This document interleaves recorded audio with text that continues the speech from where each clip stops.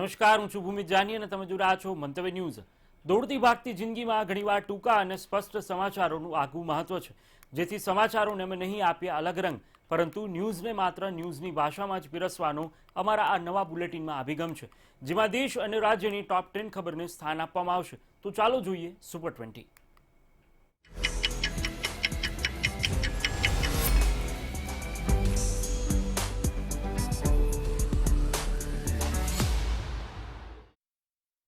સમાચારની શરૂઆત કરીએ રાષ્ટ્રના સમાચારોથી। છેલ્લા કેટલાક સમયથી પાર્ટીથી નારાજ ચાલી રહેલા મુકુલ રોયની ઘર વાપસી થઈ ગઈ છે।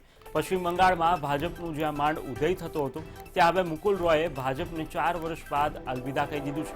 મુખ્યમંત્રી મમતા બેનર્જીની હાજરીમાં મુકુલ રોય ભાજપમાં જોડાયા હતા। મુકુલ રોય પોતાના પુત્ર શુભેન્દુ સાથે મમતાની પાર્ટીમાં સામેલ થઈ ગયા હતા।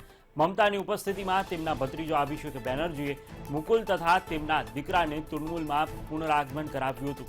તેમની નારાજગીને જોતા વડાપ્રધાન મોદીએ પણ તેમની પત્નીની તબિયત જાણવા માટે મુકુલ રોય સાથે ફોન પર લગભગ 10 મિનિટ સુધી વાતચીત કરી હતી, પરંતુ 3 જૂને થયેલી આ વાતચીતના એક સપ્તાહમાં જ મુકુલ રોયે ફાઇનલી એ જ નિર્ણય લઈ લીધો।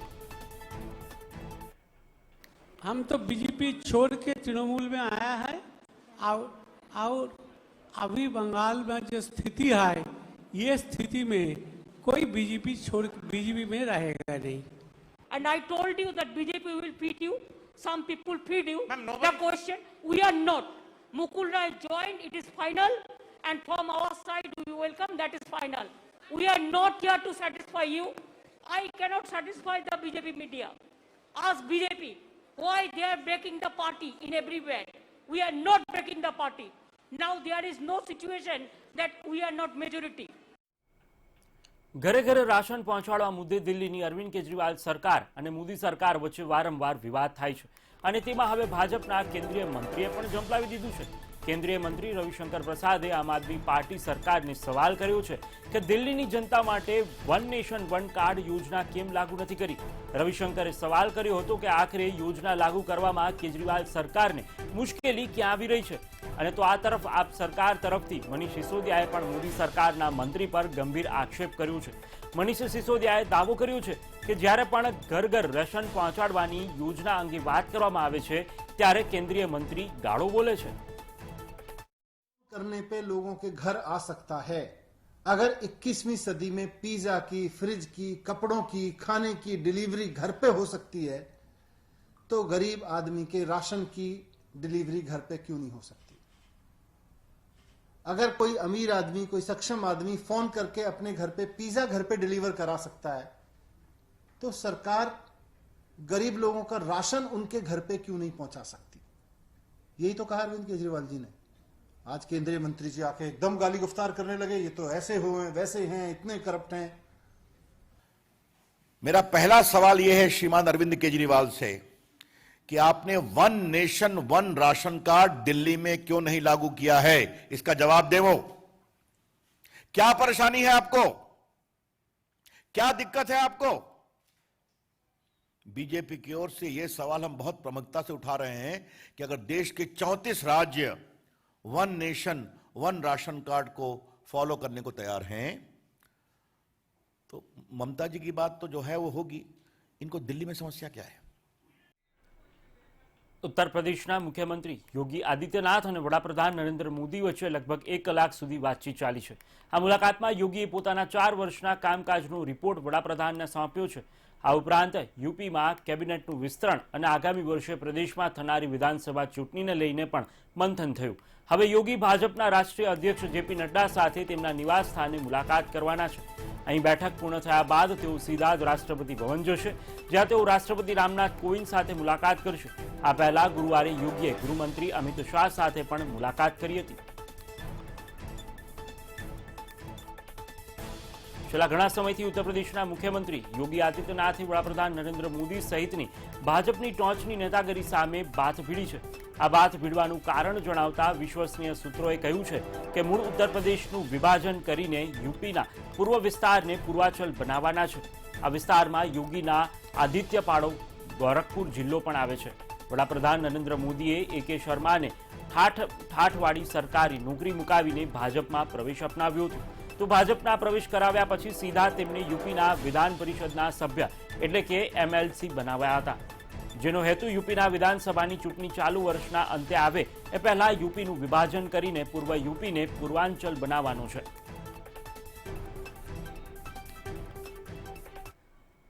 ઉત્તર પ્રદેશની યોગી આદિત્યનાથ સરકારને વિપક્ષી દળ સતત બ્રાહ્મણ વિરોધી સાબિત કરવામાં લાગ્યા છે. બીજેપી પણ સ્થિતિને સમજીને ચૂંટણી પહેલા સામાજિક સમીકરણો સાધવામાં લાગી ગઈ છે. પૂર્વ કેન્દ્રીય મંત્રી અને કોંગ્રેસ નેતા જતીન પ્રસાદની બુધવારના બીજેપીમાં એન્ટ્રીને રણનીતિનો ભાગ માનવામાં આવી રહ્યો છે. જતીન પ્રસાદને યુપીમાં કોંગ્રેસનો બ્રાહ્મણ ચહેરો માનવામાં આવે છે, પરંતુ તેમને પોતાના સમાજના વોટો પર કેટલી અસર છે એને લઈને લોકોનું મંતવ્ય અલગ અલગ છે. વિકાસ દુબેના એન્કાઉન્ટર બાદ જે રીતે તમામ બ્રાહ્મણ સંગઠનોએ છેલ્લા 3 વર્ષમાં બ્રાહ્મણોની હત્યાઓનું ડેટા સોશિયલ મીડિયા પર શેર કરવા લાગ્યા હતા, તેથી યોગી સરકાર ઘેરાતી જોવા મળી રહી છે. આવામાં બીજેપી ચૂંટણી રણમાં ઉતરવાની પહેલા બ્રાહ્મણ સરકારની અને બ્રાહ્મણોના મત સાધવાની કવાયતમાં છે.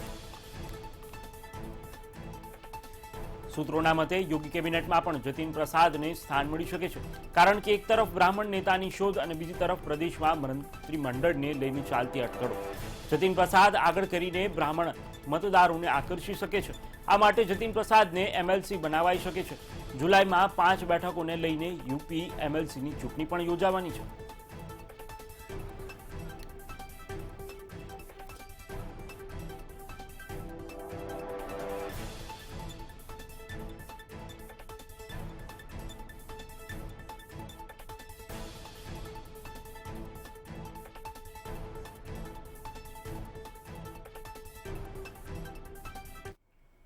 શું બિહારના રાજકારણમાં મોટો બદલાવ આવી શકે છે? આ પ્રશ્ન એ મોટો ઉઠી રહ્યો છે, કેમ કે આરજેડી સુપ્રીમો લાલુ પ્રસાદ યાદવના જન્મદિવસ પર મોટું રાજકીય ઘટનાક્રમ સામે આવ્યું છે. આરજેડી ચીફના મોટા દીકરા અને પાર્ટીના ધારાસભ્ય તેજ પ્રતાપ યાદવને મુખ્યમંત્રી જીતનરામ માંઝીથી મળવા તેમના નિવાસસ્થાન પર પહોંચ્યા હતા. કહેવામાં આવી રહ્યું છે કે તેમની આ મુલાકાત એક બંધ રૂમમાં જ થઈ છે. ત્યારબાદ ચર્ચા શરૂ થઈ ગઈ કે આખરે તેમની આ મુલાકાતનું કારણ શું હોઈ શકે છે. થોડા દિવસો પહેલા પણ માંઝી નીતિશ સરકાર સામે નારાજગી વ્યક્ત કરી ચૂક્યા છે, ત્યારે ફરીથી માંઝી મહાગઠબંધનમાં જોડાશે કે આરજેડીનો હાથ પકડશે તેની ચર્ચાએ જોર પકડ્યું છે. તેમાં લાલુના પુત્રનું નિવેદન અનેક સવાલો ઊભું કરી રહ્યું છે. जी का मन डोल रहा है तो यहाँ दरवाजा खुला आ जाए मांझी जी। मांझी जी का मन डोल रहा है तो यहाँ दरवाजा खुला आ जाए मांझी जी। मांझी जी का मन डोल रहा है तो यहाँ दरवाजा खुला आ जाए मांझी जी। સરકારી તેલ કંપનીઓએ આજે સવારે પેટ્રોલ ડીઝલના નવા ભાવ જારી કર્યા છે. આજે પેટ્રોલની કિંમતમાં 29 થી 31 પૈસા સુધીનો વધારો કરાયો છે, તો બીજી તરફ ડીઝલની કિંમતોમાં 29 થી 31 પૈસાનો વધારો કરવામાં આવ્યો છે. પેટ્રોલ અને ડીઝલની કિંમતોમાં સતત વધારો થઈ રહ્યો છે, જે મે મહિનાથી આ સ્થિતિ સતત સર્જવાના કારણે તેની અસર મોંઘવારી ઉપર પણ પડી રહી છે. સરકારી તેલ કંપનીઓ આજે પણ પેટ્રોલ અને ડીઝલ મોંઘું કર્યું. છેલ્લા 13 માસમાં પેટ્રોલમાં ₹25.72 અને ડીઝલમાં ₹27.93નો ધરખમ વધારો થયો છે, જેને કારણે જીવન જરૂરી ચીજ વસ્તુઓ પણ મોંઘી થઈ ગઈ છે. एक साल में पेट्रोल डीजल से केंद्र सरकार 2,70,000 करोड़ रुपए उपभोक्ताओं की जेब से निकालकर वे अपने आलीशान महल बनाने में खर्च करने वाले हैं। अगर सेंट्रल एक्साइज 34 रुपए से घटाकर जो 9 रुपए थी यूपीए सरकार में, तो लगभग 25 रुपए लीटर पेट्रोल पर और डीजल पर भाव कम किए जा सकते हैं। વડાપ્રધાન નરેન્દ્ર મોદી અને મહારાષ્ટ્રના મુખ્યમંત્રી ઉદ્ધવ ઠાકરેની વ્યક્તિગત મુલાકાતના પડઘા હજુ પણ યથાવત છે. હવે શિવસેનાના દિગ્ગજ નેતા સંજય રાઉત દ્વારા પીએમ મોદીની પ્રશંસા કરતા અનેક રાજકીય અટકળો શરૂ થઈ ગઈ છે. આ તરફ શરદ પવારે પણ શિવસેનાના વખાણ કરતા એનસીપીના 22મા સ્થાપના દિને કહ્યું કે તમારી પર વિશ્વાસ કરી શકાય તેમ છે. હવે આ બંને નિવેદનો બાદ રાજકીય પંડિતો અનેક અર્થ કાઢી રહ્યા છે. આ તરફ સંજય રાઉતે પણ નિવેદન આપ્યું છે કે છેલ્લા 7 વર્ષોમાં ભાજપને મળેલી સફળતાનો બધો જ શ્રેય મોદીને જાય છે. आजही असं मानतो की नरेंद्र मोदी हे भारतीय जनता पक्षाचे आणि देशाचे सगळ्यात मोठे नेते आहेत आणि गेल्या 7 वर्षात भारतीय जनता पक्षाला जे यश प्राप्त झालेलं आहे ते नरेंद्र मोदी यांच्या चेहऱ्यामुळेच प्राप्त झालं हे नाकारता येणार नाही. દિલ્હી સરકારે રાજ્યમાં ધોરણ 9 અને ધોરણ 11ની પરીક્ષાઓ રદ કરવાનો નિર્ણય કર્યો છે. આ અંગેની નોટ્સ પણ અરવિંદ કેજરીવાલ સરકાર ટૂંક સમયમાં જ જારી કરી દેશે. દિલ્હી સરકારના શિક્ષણ મંત્રી મનીષ સિસોદિયાએ જણાવ્યું હતું કે રાજ્યમાં એડમિશન અને એક્ઝામિનેશનને લઈને સમીક્ષા કરવામાં આવી રહી છે અને આખરે એ નિર્ણય પર પહોંચ્યા છે કે હાલની પરિસ્થિતિને જોતા પરીક્ષા લેવી હિતાવહ નથી. અગાઉ 12 એપ્રિલે રાજ્ય સરકારે ધોરણ 9 અને 11ની પરીક્ષા રદ કરી હતી. મિડ ટર્મ પરીક્ષાના આધારે વિદ્યાર્થીઓના પરિણામ જાહેર કરવામાં આવશે. पहला तो ये है कि 12वीं 9वीं और 11वीं की जो परीक्षाएं थीं जो 12 अप्रैल 2021 को पोस्टपोन की गई थीं वो अब कैंसिल कर दी जाएंगी. वो परीक्षाएं नहीं होंगी. तो 9वीं और 11वीं की परीक्षाएं कैंसिल कर दी गई हैं. जो प्राइवेट स्कूल अपने मिड टर्म और एनुअल दोनों एग्जाम करा चुके हैं क्योंकि उस वक्त परीक्षाएं चल रही थी जो बीच में कोविड के कारण रोकनी पड़ी थी.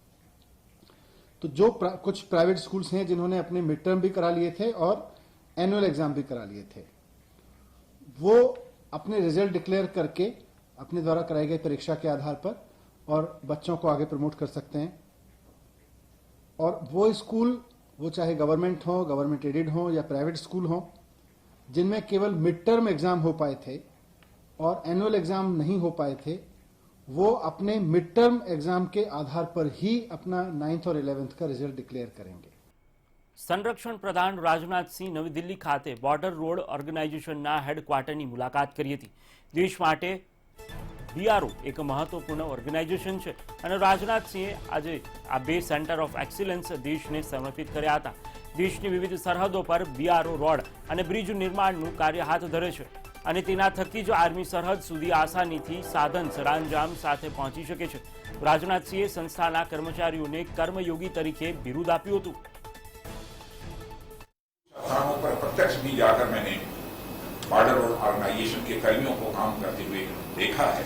सचमुच उनके साहस और उनके शौर्य और उनके मैं परिश्रम की कितनी भी सराहना करूं वह कम है. पिछले 5-7 सालों में बॉर्डर रोड ऑर्गेनाइजेशन ने और भी उल्लेखनीय उपलब्धियां हासिल की. अपने पिछले कार्यकाल में भी मैं लगातार आप लोगों के कार्यों से अवगत होता ही रहता था जबकि उस समय गृह मंत्री के रूप में मैं अपनी जिम्मेदारी का निर्वाह कर रहा हूं. और वह कार्य चाहे कैपेसिटी और कैपेबिलिटी बिल्डिंग हो, नए नए विश्व स्तरीय निर्माण कार्यों जैसे अटल टनल रोहतांग का लोकार्पण हो, कैलाश मानसरोवर मार्ग का निर्माण हो. મહારાષ્ટ્રના નાસિકમાં એક અજબ કિસ્સો સામે આવ્યો છે. અહીં એક પરિવારે દાવો કર્યો છે કે કોરોના રસીનો બીજો ડોઝ લીધા પછી તેમના પરિવારના વડીલ સભ્યના શરીરમાં ચુંબકીય શક્તિનો વિકાસ થયો છે. હવે ચમચી, સ્ટીલ અને લોખંડના વાસણો અને સિક્કા સરળતાથી તેમના શરીરે ચોંટી જાય છે. તેમનું શરીર લોહ ચુંબકની માફક વર્તન કરી રહ્યું છે. આ ઘટના પ્રકાશમાં આવ્યા બાદ આરોગ્ય પ્રધાન રાકેશ ટોપે આ મામલે તપાસના આદેશ આપ્યા છે.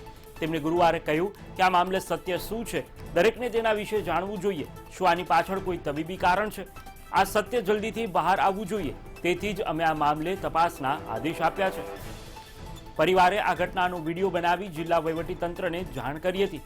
પ્રશાસનના ડોક્ટરોની એક ટીમ પણ બુધવારે રિપોર્ટ માટે આવી પહોંચી હતી અને તેઓ પણ આ જોઈને આશ્ચર્યચકિત થઈ ગયા હતા.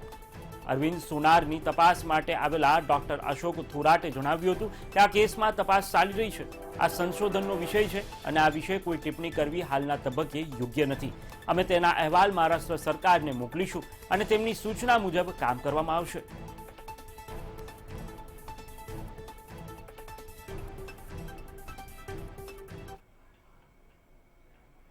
રાષ્ટ્રીય ખબરો બાદ હવે નજર કરીએ રિજનલ ખબરો પર. તો રાજ્ય સરકાર દ્વારા ધોરણ 12માં માસ પ્રમોશન આપવામાં આવ્યું છે. ત્યારે માસ પ્રમોશન બાદ વિદ્યાર્થીઓને એડમિશનને લઈને ડર સતાવી રહ્યો છે.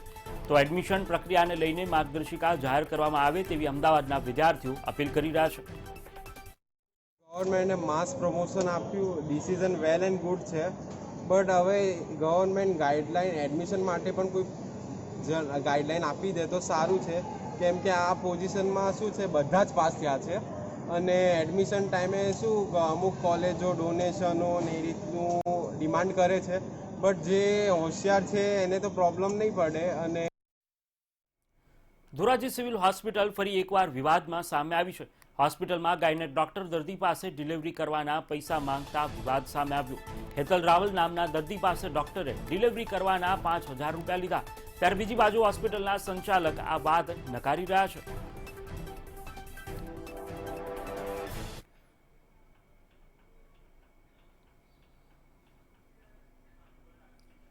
સુરેન્દ્રનગરના લીંબડીના સોકા ગામના લોકો પીજીવીસીએલ કચેરી ખાતે રજૂઆત કરવા પહોંચ્યા હતા. મહત્વનું છે કે દિવસમાં વારંવાર વીજળી ગુલ થતા ખેડૂતો સહિત ગ્રામજનોને હાલાકી પડી રહી છે. ગામમાં વધારાનું વીજ ટ્રાન્સફોર્મર મૂકવામાં આવે તેવી ગ્રામજનો માંગ કરી રહ્યા છે. જો વહેલી તકે સમસ્યાનું નિવારણ નહીં આવે તો આંદોલનની ચીમકી પણ ઉચ્ચારી છે.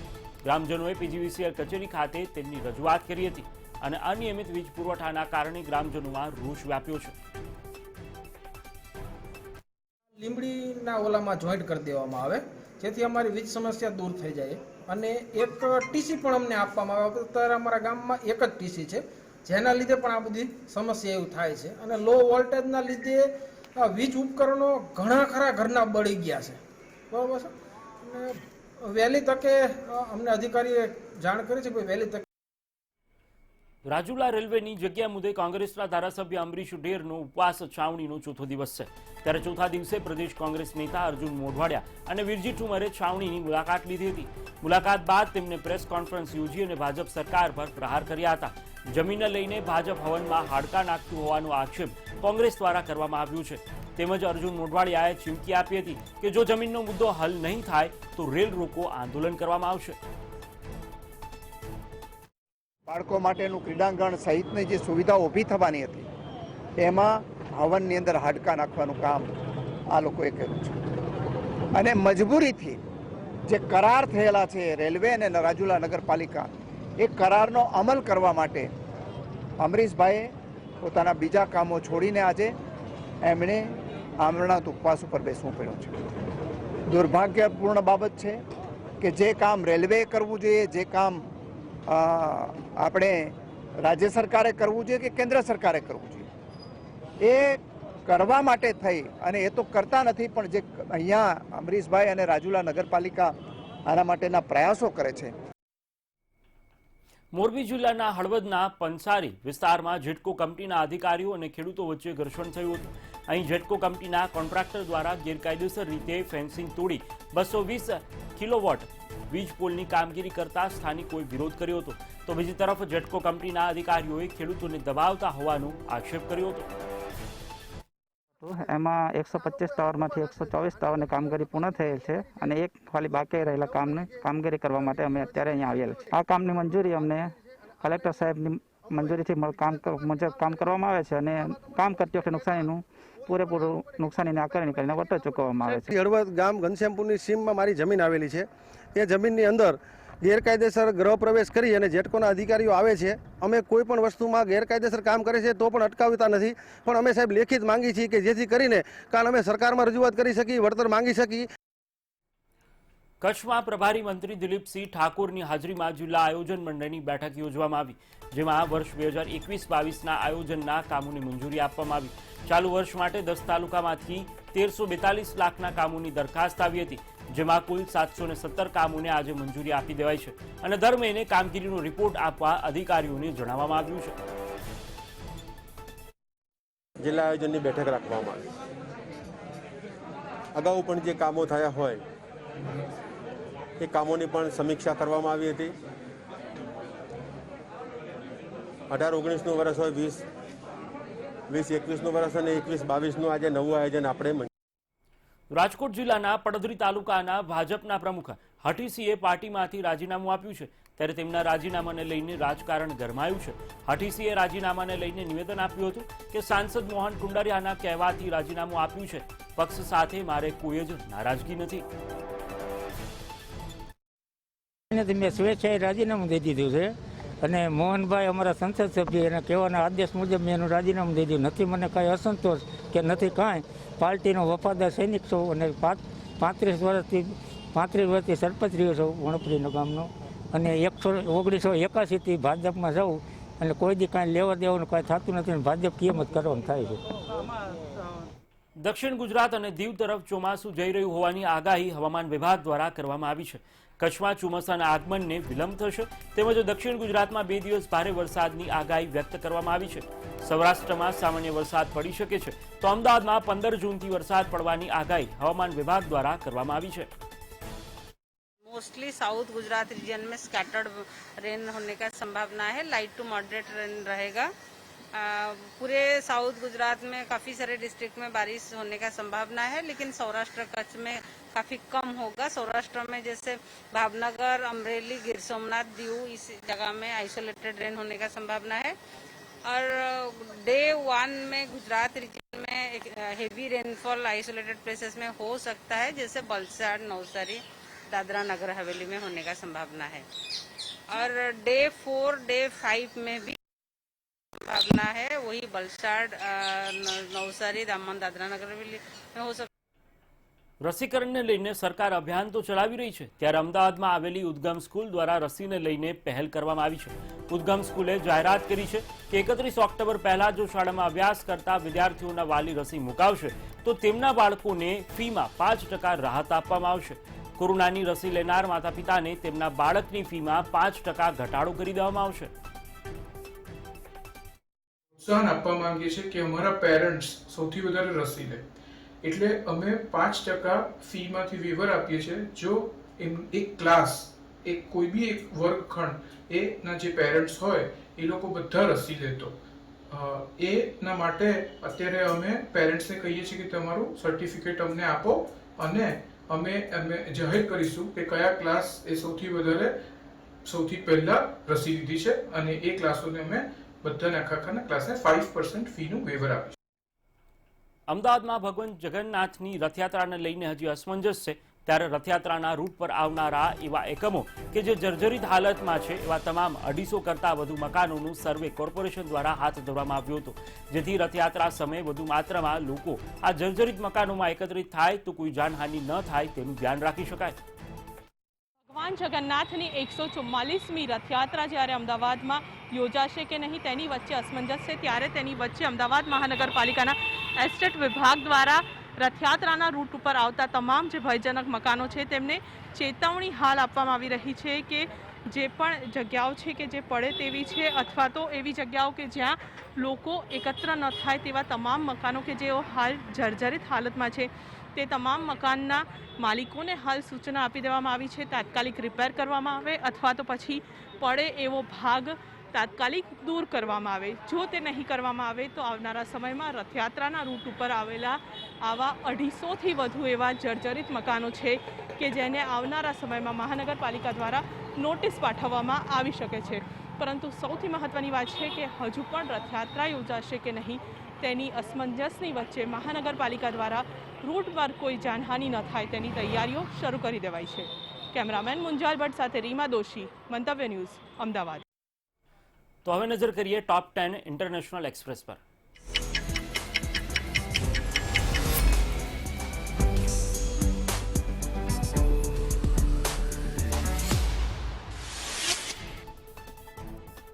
અમેરિકન પ્રેસિડેન્ટ જો બાઇડને બ્રિટનના પ્રધાનમંત્રી બોરિસ જોન્સન સાથે G7 બેઠક પૂર્વે મીટિંગ કરી હતી, જેમાં બંને રાષ્ટ્રો વચ્ચેના સંબંધો સંદર્ભે ચર્ચા થઈ હતી.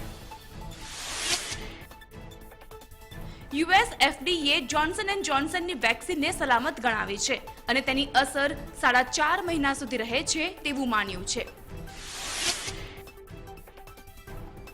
ફ્રાન્સના રાષ્ટ્રપતિ ઇમેન્યુએલ મેક્રોનને જાહેરમાં તમાચો ઝીંકી દેનાર શખ્સની ફ્રાન્સની કોર્ટે 4 માસની સજા ફટકારી છે. મેક્રોનના વકીલે 18 મહિનાની જેલની સજાની માંગ કરી હતી. કોલંબિયાની સરકાર વિરુદ્ધ લાંબા સમયથી ચાલી રહેલા વિરોધ પ્રદર્શન વધુને વધુ ઉગ્ર બની રહ્યા છે. મોટાભાગના શહેરોમાં સડક પર વિરોધીઓ ઉતરી ગયા છે. બહેરીનમાં સ્પુતનિક વીની અસરકારકતા ચકાસવા થયેલા ટેસ્ટમાં એફએક્સી 94.3% જેટલી ઊંચી નોંધાઈ છે. આ ટ્રાયલમાં 5000 લોકોને સામેલ કરાયા હતા. ફ્રેન્ચ ઓપનની સેમીફાઇનલમાં રાફેલ નાડાલ અને નોવાક યોકોવિચ વચ્ચે આજે મુકાબલો યોજાશે. બંને આ મુકાબલામાં 58મી વાર આમને સામને ટકરાશે. બ્રેક્ઝિટના નિર્ણયને પુનઃ વિચારણાની સંભાવના હોવા અંગે ફ્રાન્સના રાષ્ટ્રપતિએ યુકેનો ચોખ્ખો નિર્ણયો ભણી દીધો છે. ક્રિપ્ટોપંક નામની એક મુખાકૃતિની તસવીર કે જે ડિજિટલ આર્ટ વર્ક છે તે એક આંતરરાષ્ટ્રીય હરાજીમાં 75 કરોડથી વધુની રકમમાં વેચાઈ છે. વિશ્વમાં કોરોના સંક્રમણ ઘટ્યું છે છતાં પણ હાલ વિશ્વમાં કોરોનાના 1.23 કરોડ એક્ટિવ કેસ નોંધાઈ રહ્યા છે અને કોરોનાના કુલ કેસની વાત કરીએ તો અત્યાર સુધીમાં વિશ્વમાં કોરોનાના 17.56 કરોડ લોકો પોઝિટિવ નોંધાયા છે. દુનિયાની સૌથી મોટી મીટ ઉત્પાદક કંપની JBS પર મોટો સાયબર હુમલો થયો હતો. કંપનીએ આખી સિસ્ટમને અનલોક કરવા માટે $1 કરોડ રકમ ચૂકવી હતી. આ સાયબર એટેક પાછળ રશિયન હેકર્સનો હાથ હોવાની શક્યતા FBIએ વ્યક્ત કરી હતી.